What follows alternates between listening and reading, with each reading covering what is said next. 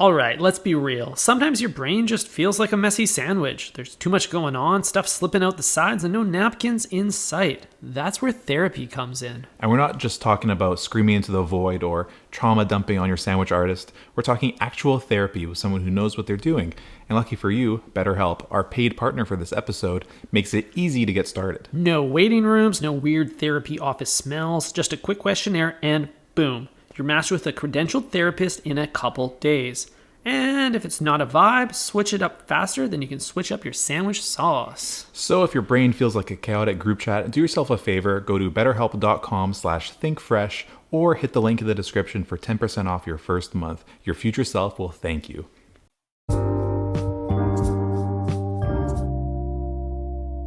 Hello, this is a prepaid collect call from an inmate at Florida Correctional Institution. This call is subject to recording and monitoring. To accept charges, press 1. To refuse charges, thank you for using T-Netics. You may start the conversation now. Yoo-hoo. Hello, breadheads, and hello, Mr. Fogle. We are so happy to have you here today. Dude, we thought for sure you'd be killed by now, but we're so happy to finally have you on the show. Can you hear us okay? Jared, you there? Huh. Oh no, I think we lost him.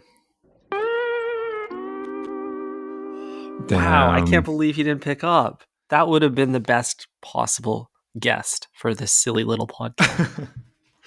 I know. I can't think of anyone who would have been a better guest for this show, Ty, but, you know, things happen. People have to reschedule. I guess Jared, has a meal time or something. I'm not sure. It's unclear. He may be getting railed right now. We don't know. He may be dealing with a footlong of a different sort, Ty. Mm-hmm. One's going in, one's going in the other end. Double entry. Well, okay. Well, we're gonna have to quickly pivot, Ty, because we don't have our guest anymore. But how are you doing today on this fine Tuesday? Yeah, this is going to be an improvised episode. I had so many questions for Jared Fogle, so we have to make do. This is a great Tuesday. It is April Fool's Day, and the fools are out and about, ourselves included. I'm a gullible man, Eric. I believe in people too much. I believe in Instagram accounts too much, and I've fallen for so many sneaky tricks today. Is that right? Mm-hmm. Yeah, there are some noticeable ones that really got me. Did you know that the city of Vancouver, where we reside, was going to start adding a tipping option to the parking meters? Oh, nice. Yeah, I can see that happening because the parking enforcement here is, I would say they are the biggest opposition. You know what I mean? Everyone has a parking enforcer story. Mm-hmm. Exactly. We've all dealt with the trauma of the man in the safety vest and the bicycle. Mm-hmm. Oh, dude, I hate the safety vest so much. Mm-hmm. But I also saw an April Fool's joke that got me, that Kim Kardashian had taken on 25% ownership of Chrome Hearts, which was such an esoteric piece of news. I surely thought it was real. Okay. I don't know any of these so far. This is my first time hearing them. And breadheads, if you're confused why Fogle canceled on us, it's because we're kidding. He was never going to be on the show. But thanks for clicking anyway. You know what I mean? Now you get to hear Ty and I just kind of talk. Yeah, Ty, Jared knows a lot about baiting, and this was our clickbait today. Would you say he's a master baiter? He's a master baiter for sure. We're master clickbaiters. Oh, that's funny. I don't get any kind of like trickster, like funny little jokes on my timeline anymore, Ty. All I have is like 9/11 conspiracies and like, I don't know, our food secretly killing us. I don't get any like fun, whimsical, jokey jokes anymore. No, you don't even get Subway's like April Fool's joke, which was buttermilk spiked ranch water. I don't know why. They missed the mark on that. You Damn, didn't get any of that? They really bombed that one, didn't they? Holy fuck, dude. Buttermilk spiked ranch water. They didn't have either of those things to begin with. So why is that funny? I guess they sell ranch sauce, but the interpretation is it missed the mark so much. Just terrible. Unless they meant the true definition of ranch water, which is just the top of the ranch bottle. You know what I mean? It's not necessarily the actual tequila drink that you put beyond to. It's quite literally the water, the top layer of water on the ranch bottle. Where the separation happens. Yes, that is the forbidden shot. You know, you don't have the worm at the bottom of the mezcal or the water at the top of the ranch. Like, human mind knows to stay away from still water, especially on the ranch. Yeah, dude. Whenever you forget to shake the ketchup bottle, you squirt like pink water on your, I don't know, eggs or something. That ruins it for me. Luckily, we don't use ketchup in this household. Dude, 100%. But even the essence of mustard, when that liquid just gets splat all over your hot dog, no cream, all splat. That's the Not worst. a big fan of that. You got to give it the 1-2 shake. That's what the Subway artist, the sandwich artist, is always given the bottle the 1-2 shake. Just a couple a quick jerk before they squeeze it. Yeah, that's something that Fogle we used to. He would request to help with that part. But unfortunately, they kind of said, "Sorry, that's out of your scope. You have to. You got to be the fat, skinny guy." Yeah, exactly. He says, "No, please, just let me give it a squeeze." Yeah, let me jerk it one time, please. Just one time, please, bro.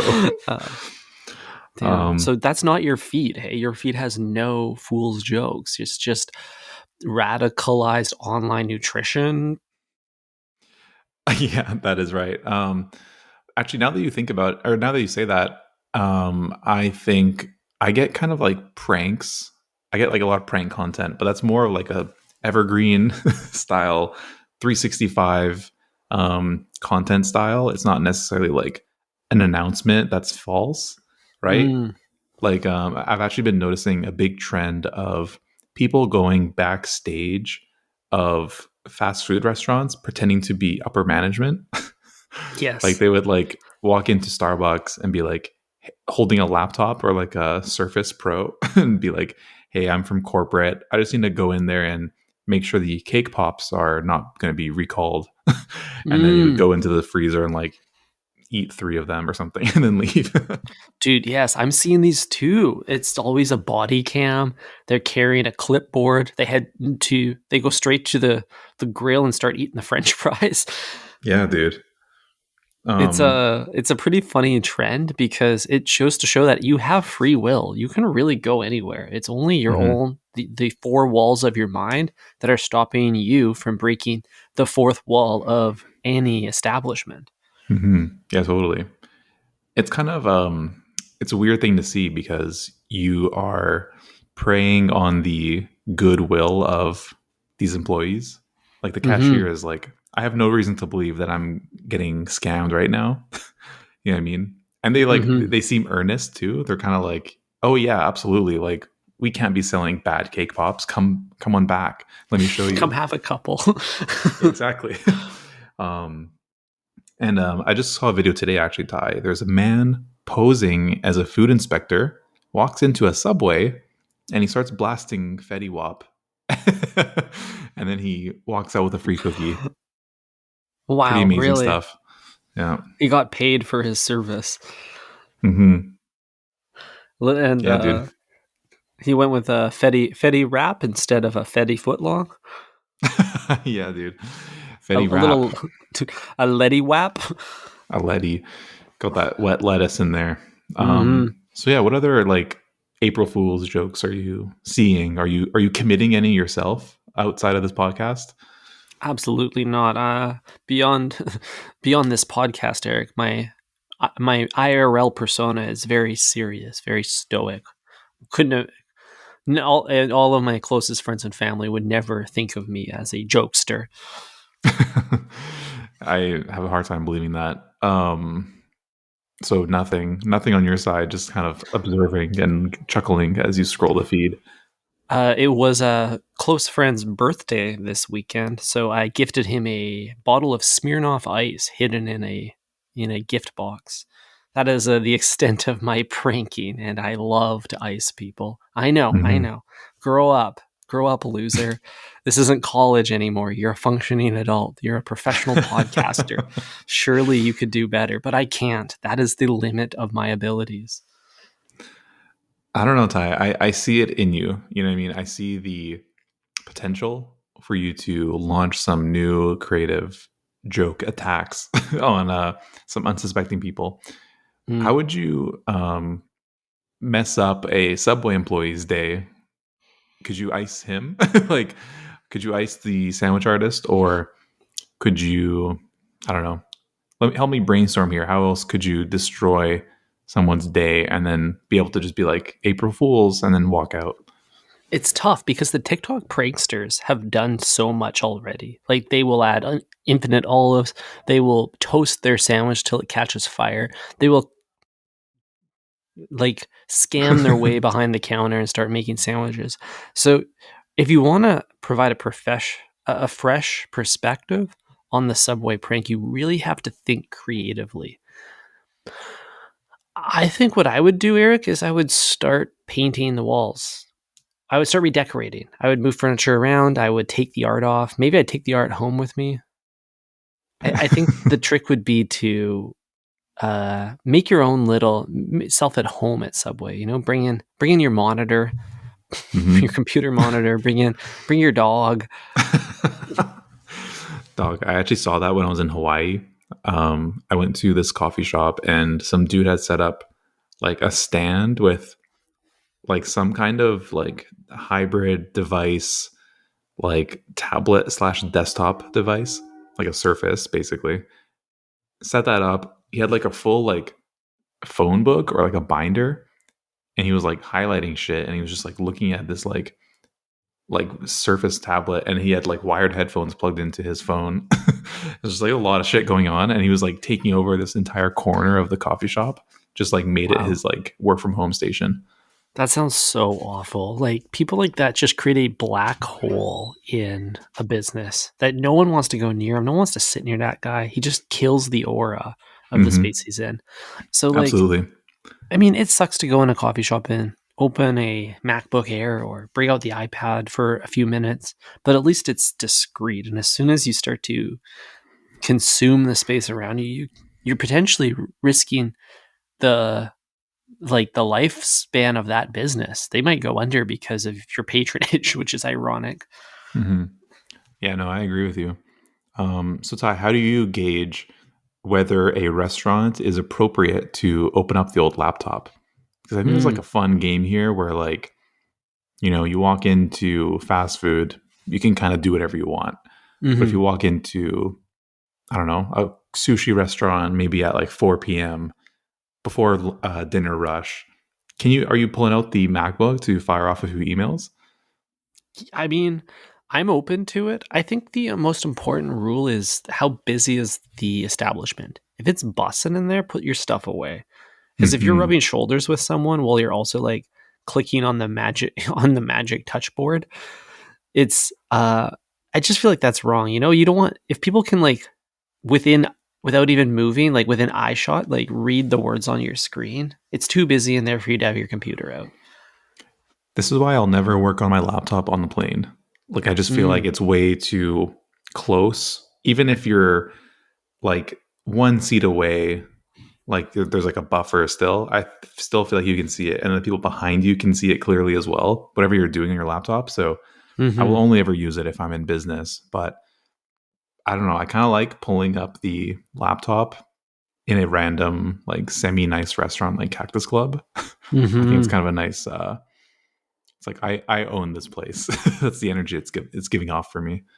100%. It allows you to, for a brief moment, role play as a business professional. Only a CEO or C-suite executive would be compelled to open the laptop in the middle of a nice restaurant, albeit for a short moment. Mm-hmm. Albeit.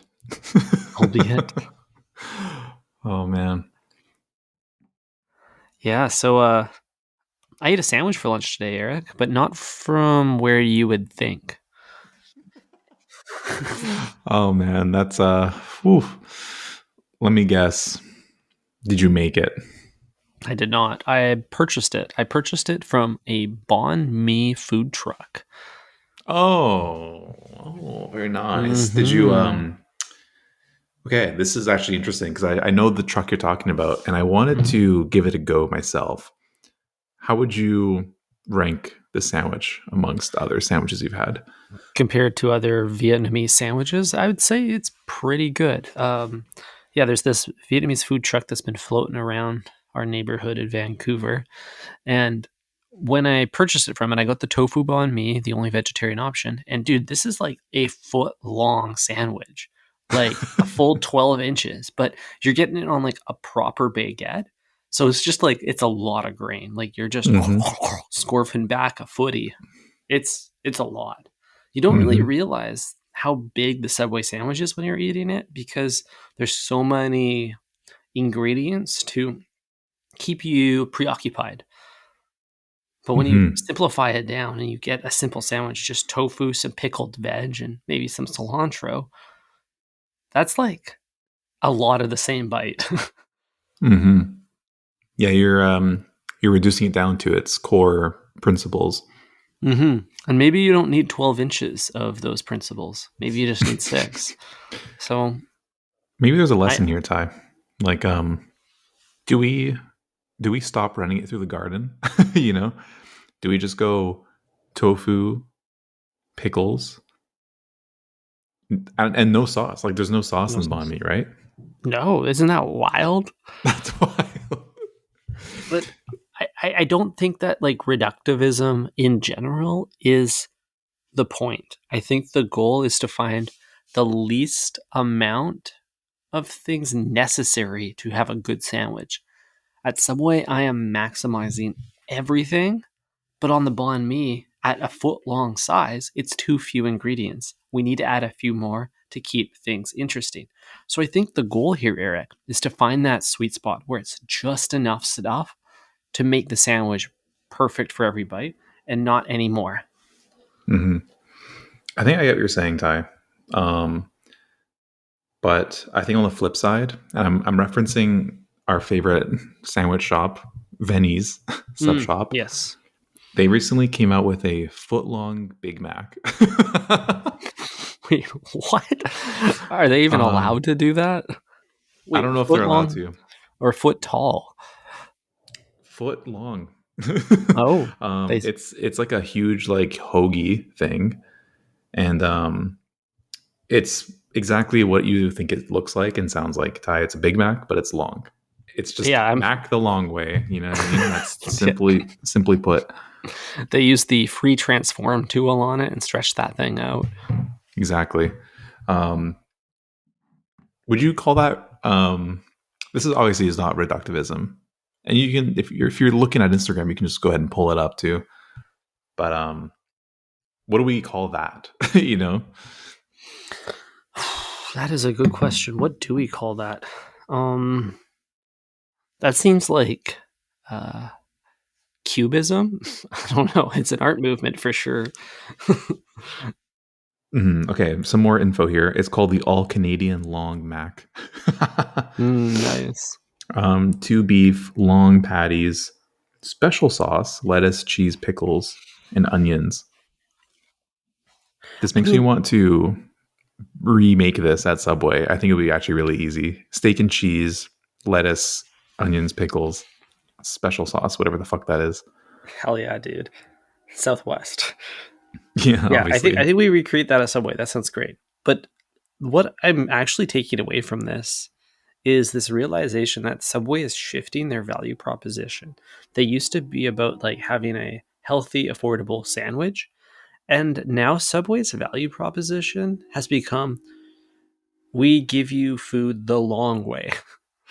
Because if you think about all of the new stuff that they've come out with, the footlong cookie, the footlong pretzel, the footlong nachos that just came out this month, all they're offering now is food the long way.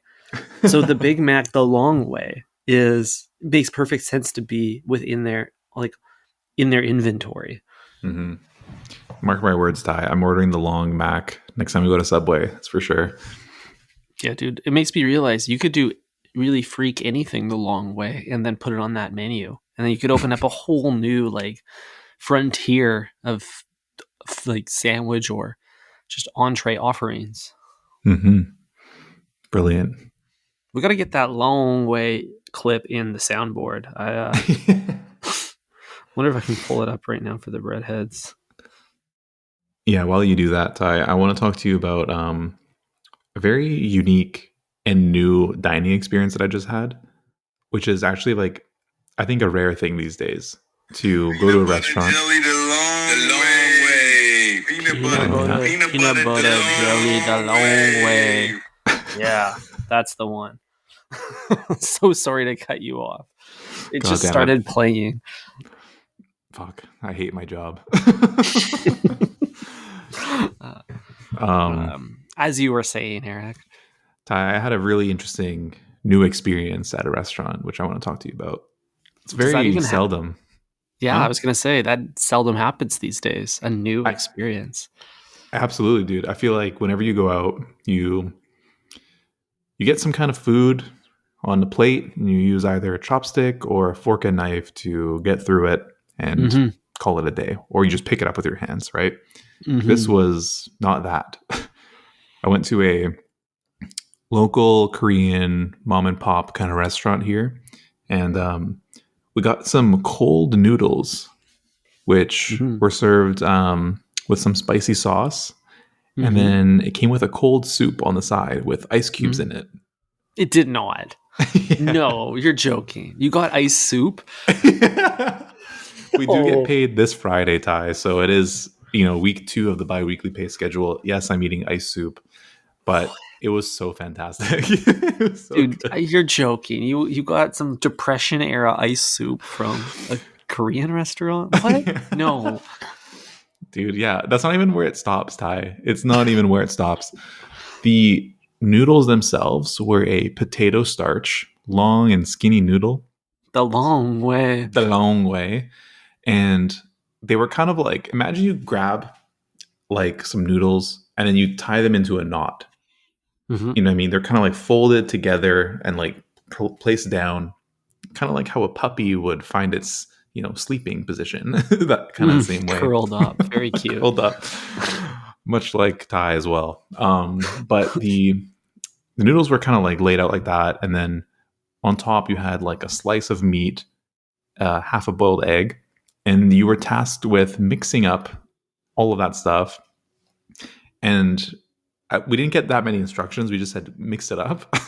And then they also brought a scissors. Scissors. Scissors. That's a little bit more... Same idea as chopsticks, but more dangerous. Yeah, dude. Yeah, so, my partner and I just kind of looked at each other in confusion. We were like, we got ice soup, scissors, and noodles. What the fuck is going on? So, yeah, we proceed to mix it up as instructed. And then, like, the noodles were so thin, Ty, that it kind of just, like, became a fourth kind of substance. It wasn't solid. It wasn't liquid. It wasn't gas. It was, like, plasma. You know what I mean? It was just, like... That's the best way to just, like, every time I eat, like, a vermicelli noodle, I'm like, what is this shit? Like, it is plasma. That's all it is. I always think, what the fuck is this shit whenever you have vermicelli as well? But this was that, but, like, twice as confusing because it was, like, truly a new sensory experience. I had never experienced anything like this before. So then we, like, you go to, like, eat it, and you, like, I put it in my mouth like I was going to slurp it, right? Mm-hmm. And then it was nearly impossible to chew. Like, it was so thin that it would just kind of like, you would need to like bite down like 18 times just to free yourself from the bowl, if that makes sense. You know what I mean? When noodles are connected. Yeah. And it, like, if they're thin and small, good luck your teeth is going to actually connect with the noodle. You're going to have to mush that a bit. Exactly. So then I was like, oh, that's what the scissors are for. We got to chop this thing up and then eat it. And it was like a weird realization that like you could cut it up and it would still kind of retain its form. Oh yeah. Yeah, it would retain Huh. its form. It was like grouped together, but they were all noodles. It was so strange, Ty. It's impossible to explain. But it was really, Kinda, really good. it kind of sounds like you're eating Jello, but with scissors. Pretty much. Long strands of jello. Is there a situation where you scoop some into your mouth and then use the scissors to snip it to separate from the bowl to your mouth? Kind of like if you were like trimming the bangs at a barber shop.